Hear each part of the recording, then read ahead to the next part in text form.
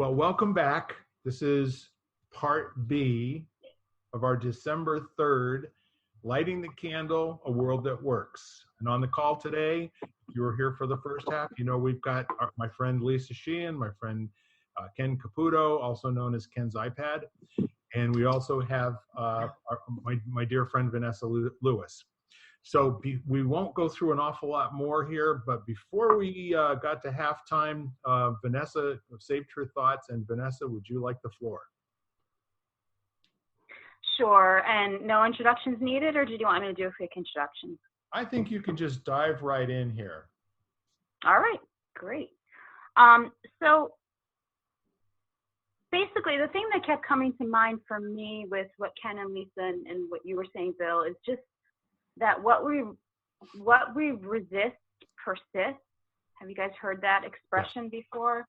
It's a common one, but I think it kind of ties into what even just going by. I don't subscribe to the law of attraction, but I know one of the laws there is what you focus on expands, and so I think that goes along with that saying, what you resist persists. And so it's complicated, but my brain is complicated. Isn't all of ours, but with the social media just causing, and we've had this conversation a lot in other podcast episodes, social media, and even just being with our own like-minded people, and we're just talking about, like Lisa was saying, things that, she's listening to her family and friends talk about things they don't like. And they're not, one of the things that something personal about me that really frustrates me is when people complain and complain and complain, and then they're, and then it sets off a match and someone else is complaining, and yeah, I don't like that either, and here's why I don't like that, but then nobody's coming up with a solution. That's one of the things that has always really frustrated me. Maybe they're just venting, and there's a time and a place for that. I get that. And, and like one of the things, we talk about on the podcast too, is coming up with questions, and those questions are ultimately supposed to be leading us towards, at least coming up with an answer at some point. That's the reason for a question. And then the other thought I had was something that pertained to what Ken said, Ken's iPad. No, I'm just kidding. Ken, I was curious. Would you mind expanding? Okay, well, I'll just say one of the things, I've always been very fascinated by martial arts. And the reason is because the way the fight takes place. I've never actually studied martial arts myself. Well, that's not true. I did take Taekwondo when I was a kid, just for a few months or so. But then I decided white wasn't my color. So, no, I'm just kidding. But it just, I think somewhere along the line, I didn't feel like it was for me, but just the same, I was always fascinated by the whole idea of martial arts, and really because of the way the fight is not natural. It's when you resist something, like what you were saying, Ken, with, you've described the fight before, where it's like you're using whatever someone's resisting is what is ultimately going to come and knock them off their feet eventually anyway. Mm-hmm. So it's like, in any energy that they put forth towards someone else to knock them off their feet is usually the energy that's going to be used back by the skilled martial artist in order to knock them back off their feet, right? And so I just wanted to verify that. And then also, you mentioned the term shadow side, Ken, and I was just wondering if you wouldn't mind elaborating a little bit more on what you were talking about, shadow side. I don't know if the two topics are related to the fight of martial arts, or if you were talking about human nature in general, but I'm curious about that. So do you mind elaborating on that term, shadow side? Sure. Yeah, that's something that I use a lot in classes that I teach, leadership and business classes primarily. And it's just, it's recognizing, so like we teach mindsets, based on the concept of 5 animal kung fu, like think Kung Fu Panda. And there's physical skills, but it's more about, like for example, the crane style. It's really good. You're kind of neutral. You use bone alignment and structure against a bigger opponent who's stronger than you. So it's very yielding. You deflect. So when we're talking about mindset, we talk about someone who is practicing the crane mindset, practices strong listening skills, being empathic. Some people are naturally like that. Other people, they have the capability, they just need to develop it. So one of the shadow sides of that mindset is an inability to commit, to be very kind of wishy-washy, to not stand up for yourself. So, so what we teach in leadership is look for something that's actually could be a strength. It's just expressing itself from the opposite side of the coin. So someone who is very quick to avoid confrontation, it's probably because they're very empathic. And, there's a strength to that. It's just not expressing as a strength, maybe because they haven't become skillful at it. And, and in martial arts, I was always taught nothing's hard. It's just new. And there's no good or bad. It's just skillful and less skillful. So, which is kind of a growth mindset approach to getting better at things.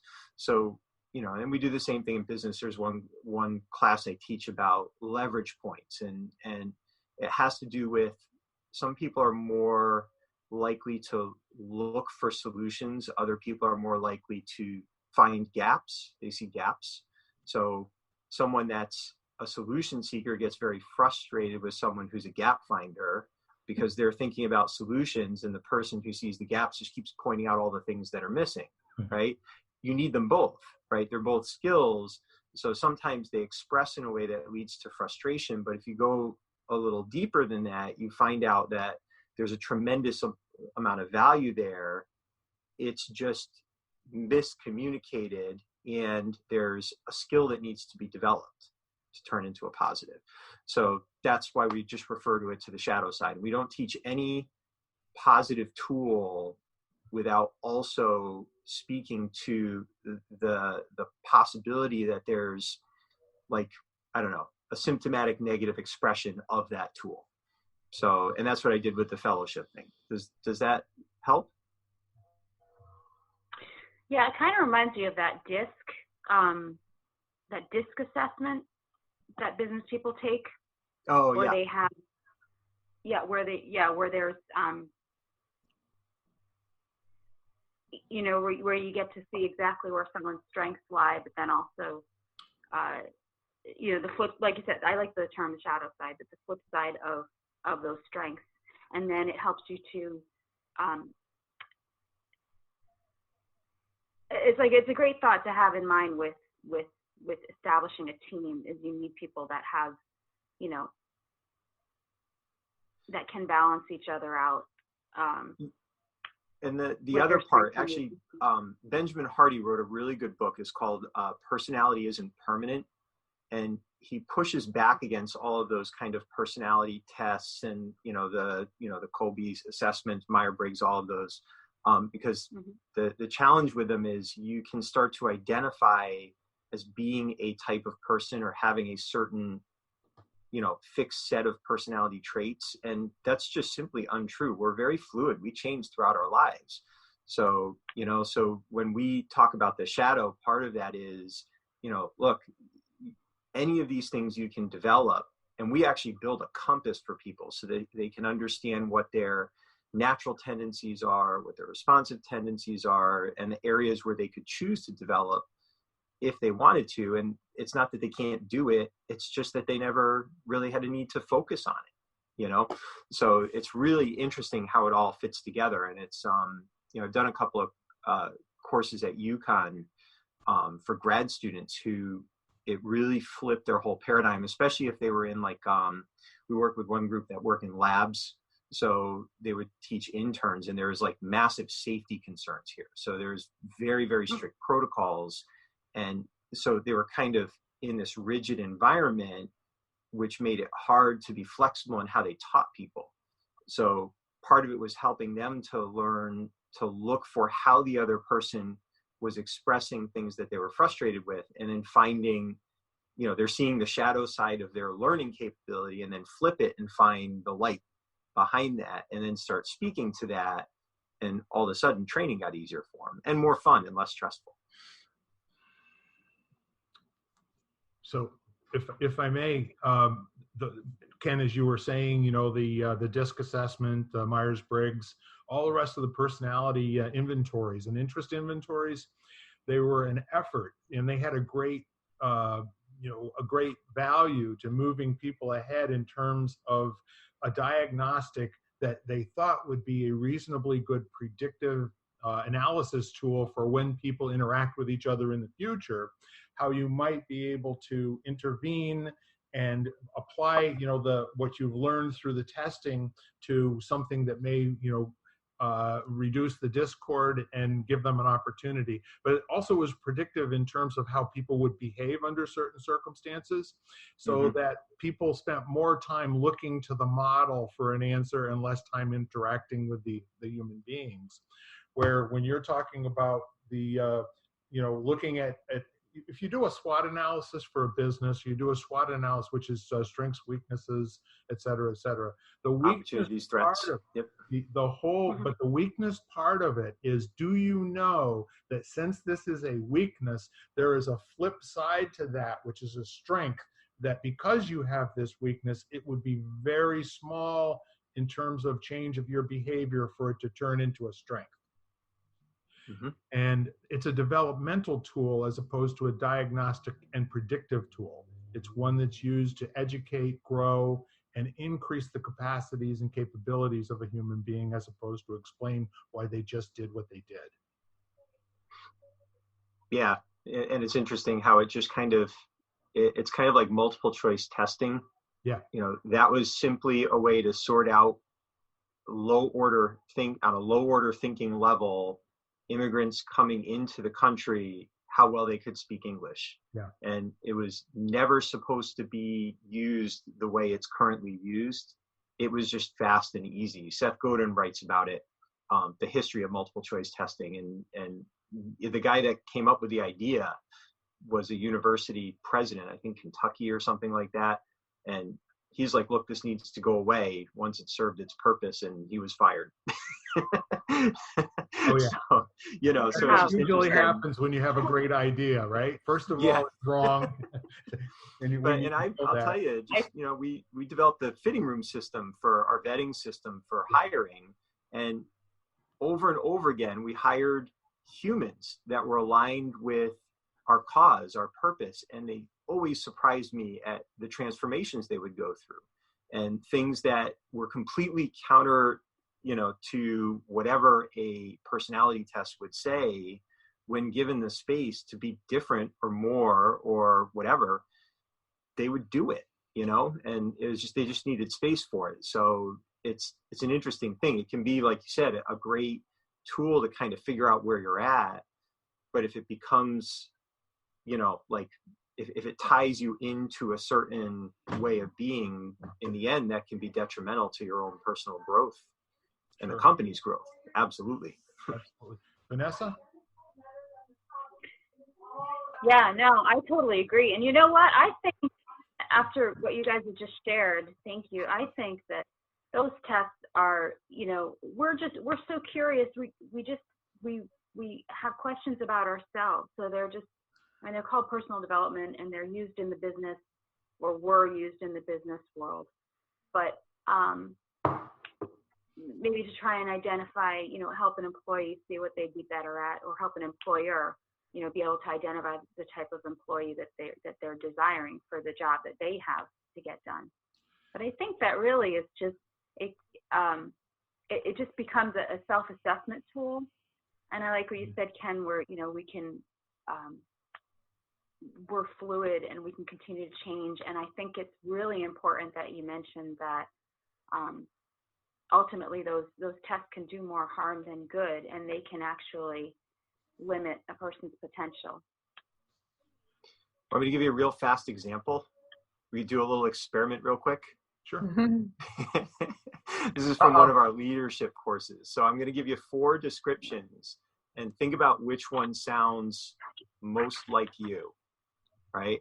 So strong, confident, direct, very protective of other people, and you like to deal with your problems head on. That's one. The second one would be tend to avoid confrontation. You're very empathic. You're a good listener, and willing to hear other people's point of view. That would be 2. The third one would be you're very creative. You come up with interesting solutions to problems. You tend to be a little unpredictable, do the unexpected. And then the fourth one would be you're very detail oriented, kind of a perfectionist, sometimes a little distant, not overly emotionally engaged. You can be a little bit transactional when you're dealing with problems, and you really just want the facts laid out in front of you so you can deal with it. So do any of those 4 resonate with you? Can I pick 2? 2? Yeah, a lot of times there are 2. But there was more, there were some that, so like another way would, which one doesn't sound like you at all? What if there's bits and pieces of all 4? There always are. There Yeah. always are. And we do this with, so what we did was we went through mindsets of tiger was the first one, crane was the second one, leopard was the third one, and snake was the fourth one. And we'll do this especially with teenagers. And usually there's one they kind of identify with. They hear the animal, they visualize the animal, and they're like thinking about that animal and how their mind works that way. And they can very quickly get caught up in the dialogue will start. What are you? I'm a tiger. Ooh, what are you? Oh, I'm a crane. And oh, wow, right? And what we do is we flip that very quickly to say you're actually all of them. It's just that one of them is a skill that you've developed over time and learned to trust. But any of these others you can develop as well. And truly the goal is to develop all 4. And that brings you to what we call the dragon, which is when they all just kind of fit together and they all work together in a complementary way. And you're just you now, So that would be an example. The personality test to me would be if you have strengths and things that you're that don't reflect in your personality type or whatever, those are areas that you can develop and become and just evolve yourself as a human. So the question that brings up would be, especially when you're talking to kids, teenagers or whatever, where did you hear this first? Who was the person that noticed that in you and rewarded you for that way of being, And if they can identify that, then there's another conversation that's possible. Very true. For most people who walk around the planet, who haven't spent the time examining why they do the things they do, who they are, what they'd like to have, present in their lives, most of them describe themselves as, I am what I am. It's just who I am. That's how I am. Don't expect anything different because I'm always going to be this way. Where did we get that thinking, Lisa? Well, I was thinking about just something as simple as horoscopes. Yes. Your astrology sign. And then you pick up on it and then you become it. And then I just started cracking up. I said, how could 12 of your, if you read your horoscope every day and 12 statements fit the whole world. So in the Chinese horoscope, the year that you're born, the whole year. Right. Confirmation bias. We are doomed. Confirmation bias, yeah. I'm a bore, by the way. Yep. No, you're not. You're very entertaining. Yes, absolutely. Great. But I was thinking too of the the shadow side. I don't know what made me think. Well, I know what made me think of it, but in the tarot card readers, or now they've become oracle cards, and everybody and their brother has a set of them. But tarot, when it was the reverse, it was like the most horrible thing on the planet. I mean, I just remember that from movies and stuff. Well, not the reverse, but now with the oracle cards, there's always the shadow side, basically, is what it comes down to. So here's the strength and here are the weaknesses that can pertain to it. So I mean, it's kind of interesting in that way that they're giving both sides of a situation instead of so the shadow. I like that the shadow side's coming out and about more, and that there's strengths, like what Ken said, strengths and weaknesses to each attribute, and how they could be flipped almost instantly if cared to and intended to. Can you imagine the leverage of a conversation like this with any human being? The ones who consider themselves, to be a Polaroid picture that the lacquer has been applied and they ain't never going to change. What if the question became not who are you and why do you feel that way? What if the question became who do you want to be and what are you willing to do to make that happen? Mm-hmm. Mm-hmm. Where do you want to go today? Yeah. Mm-hmm. I had convinced myself that I was never a morning person, a night person my whole life. And everybody reinforced it for me. Everybody. Mm. Oh, you're a night person. Oh my God, she's not a morning person. Don't even talk to her, that kind of thing. And I embraced it for some silly reason.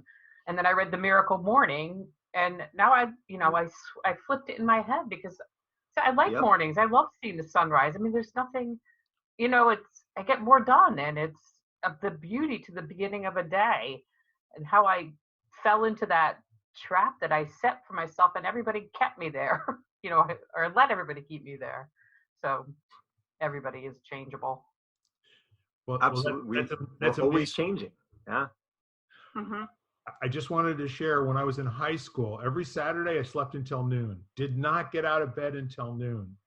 And so I had myself convinced when I went to college that the only way that I could have get to 8 o'clock classes in the morning is by working a job that was all night long. So I applied for a job as a night guard, and my job was to patrol, around 5 or 6 dormitories at the University of Colorado. I had friends everywhere, and quite frankly, that was the only way that, in my own mind, that I could make an 8 o'clock class. So interestingly enough, after that job ended, I continued hanging out with friends that we all stayed up all night long. Why? Because that's who I was. That's how I operate. That's what I do.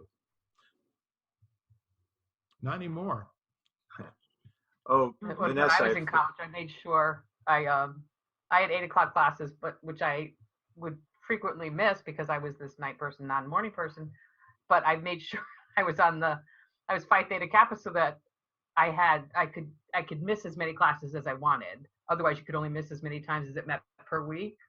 Very smart. So that was a danger zone for me, but I the way around that is to be in the top 2% of your class. Let's do it. Yeah. That's right.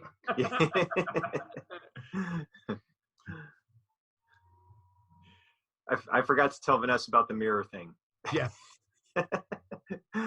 that was actually I use it kind of in everything, really. The idea is just to whatever's, if you're thinking in terms of like martial arts, like physical confrontation, if someone pokes you in the chest, you don't break their arm. If someone comes at you with a knife, that's a little different, so it's just reflecting back whatever they're putting towards you, and nothing more, nothing less. Right. So basically it's not actually you're not doing any harm. They're harming themselves, and hopefully they can learn from it. And not do that in the future. Personally, I use it much more. I've been in training the martial arts for 30 years and have managed to not be in a physical fight. Since I started training in the martial arts, it's interesting. I wasn't that fortunate before I started training, but but I use it more in just interactions with people. And the way I like to think of it is, if someone gives me a smile, I try to give them, that back at them plus 10%. If someone's yelling at me, I give that back to them minus 50%. So I kind of try to de-escalate like what feels like negative energy coming towards me, and then reflect back a little more of the positive. And in my head, I'm always thinking, what can I personally do to shift the universe a couple degrees to the positive?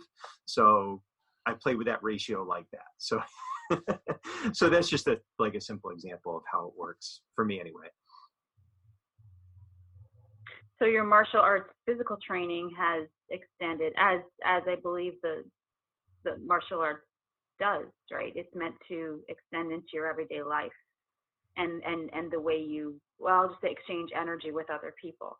Mm-hmm. And connect with other people. Right? Yep.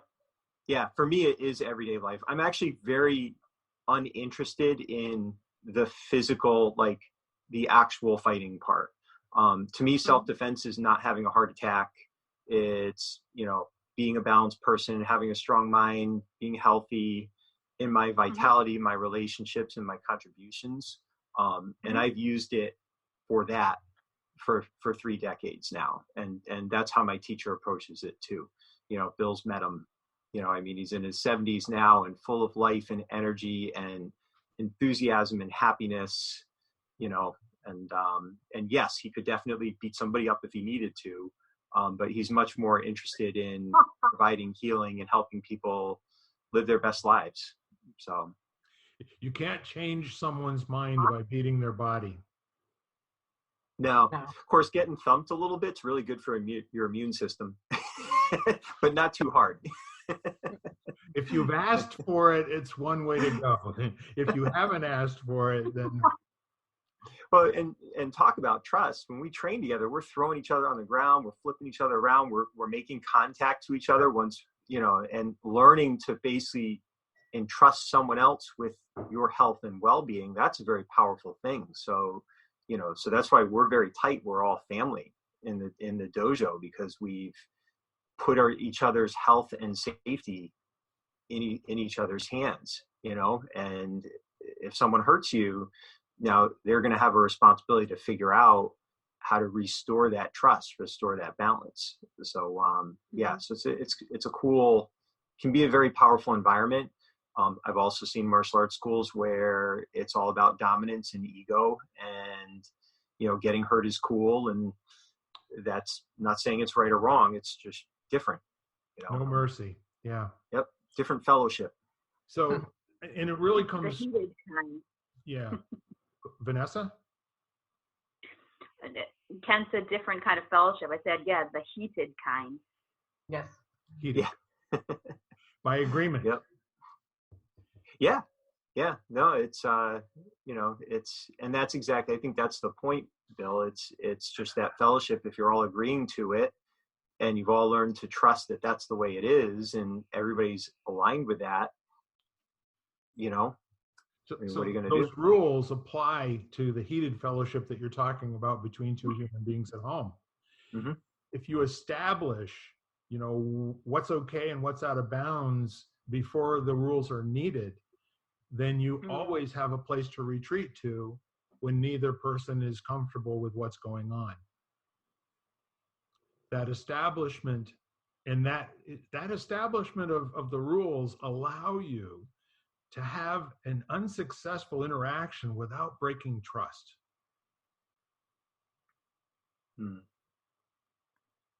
Yeah. Nobody ever wants to fight with a spouse. However, if you do,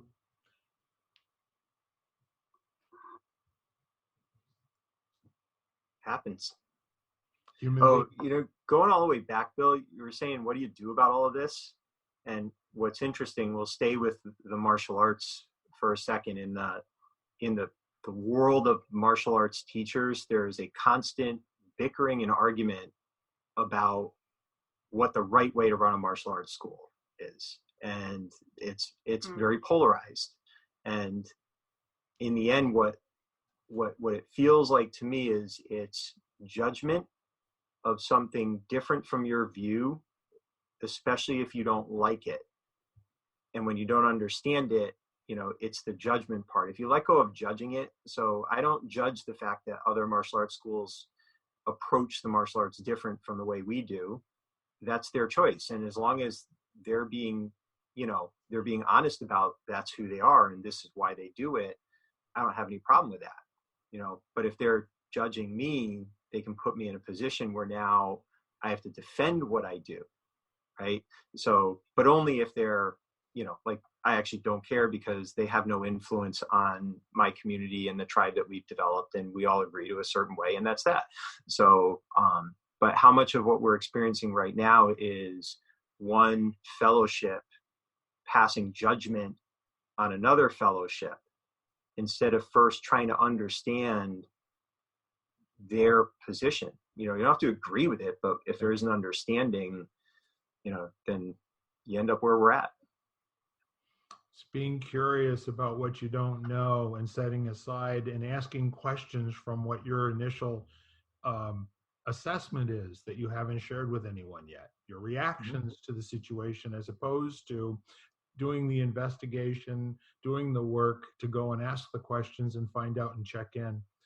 And that whole thing, and it's really the most difficult with a loved one. The longest conversations can go on for years between two family members. And what it usually means is that neither one of them was willing to be silent enough and ask enough questions of the other one until that person was talked out and felt fully understood.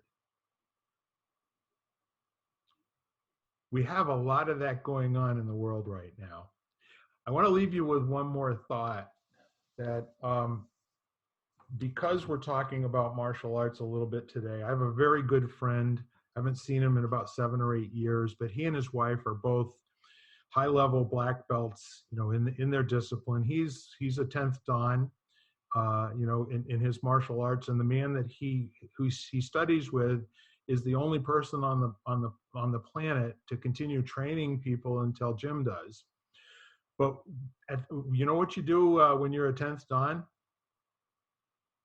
It's 100% conversational.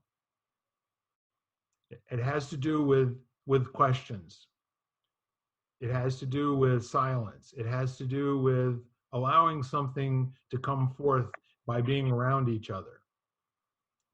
And I met this guy quite remarkably because I needed a locksmith.